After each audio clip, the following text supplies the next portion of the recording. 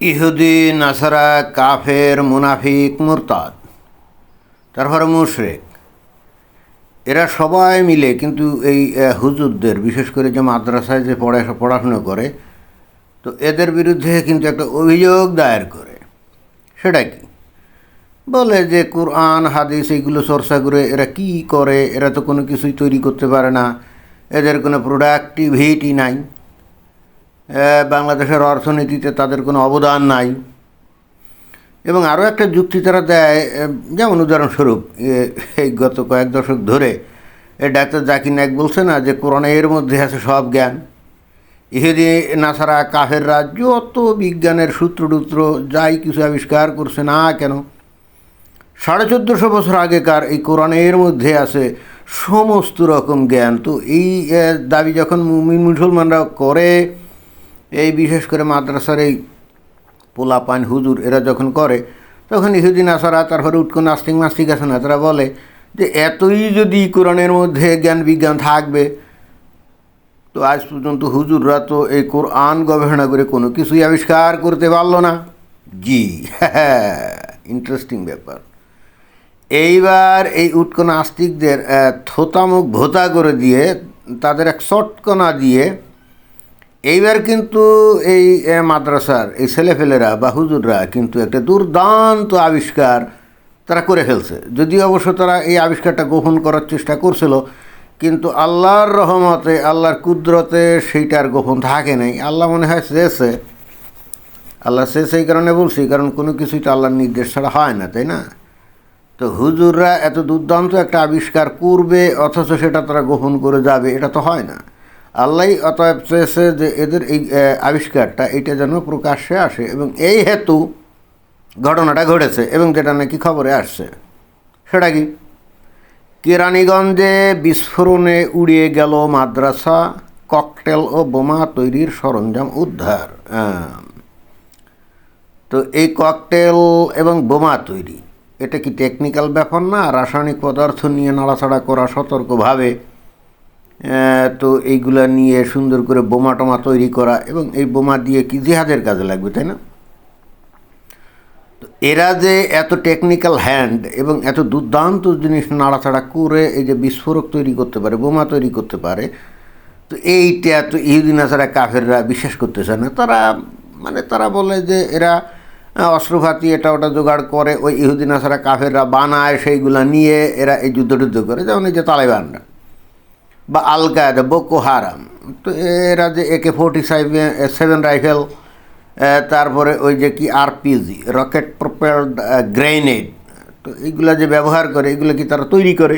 জি, এইগুলো তো কাফেরদের কাছ থেকেই তারা নেয়, হয় যুদ্ধ করে ছিনিয়ে নেয় অথবা কিনে নেয়, কিন্তু এরা নিজেরা তো তৈরি করতে পারে না। কিন্তু বাংলাদেশের তৌহিদি জনতার প্রাণের মানুষ, এই মাদ্রাসার এই হুজুর এবং ছেলেরা, এরা কিন্তু দেখেন, এরা কিন্তু ইহুদি নাসারা কাফেরদের উপরে ভরসা করে নাই, তারা কিন্তু ঢেকে বিজ্ঞান চর্চা করে এবং নিশ্চিতভাবে কোরআন হাদিস থেকে তারা জ্ঞান অর্জন করে এই যে বোমা এবং ককটেল এগুলো কিন্তু তারা বানাচ্ছিল। এটা কিন্তু যেন তেন কোনো বিষয় না ভাই। আমাকে যদি এই সমস্ত পদার্থ, এই যে এত লেকচার মারি, তাই না, আমি যে এত টেক্সার দেই, ভিডিও বানাই, ভাব নেই যে কত কিছু জানি, তাই না ভাই? আমার একটু বানাতে দেন তো, এরকম বিস্ফোরক পদার্থ টদার্থ দিয়ে যদি বলেন যে ভাই আপনি একটা বোমা বানান, তো আমি তো বোমা বানাতে পারবো না, আমি তো নাড়াচাড়া করতেই পারবো না, কিন্তু ভাব দেখাবো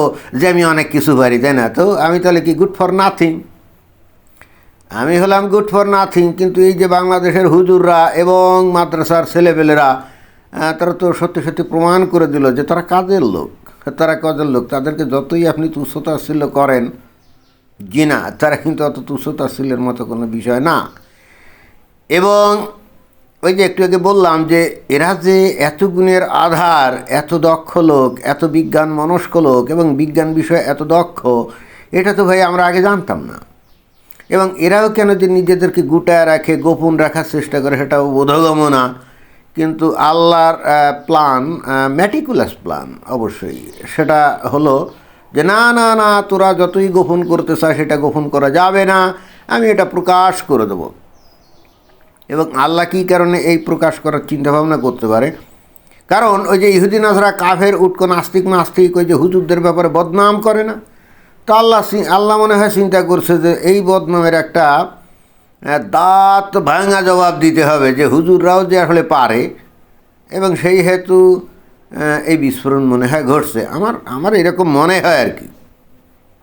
যাই হোক, এখন প্রশ্ন হচ্ছে যে তারা হঠাৎ করে এত বৈজ্ঞানিক সরঞ্জাম নিয়ে নাড়াচাড়া কেন করছে, বা এ বোমা ককটেল এগুলা কী কারণে বানাচ্ছে।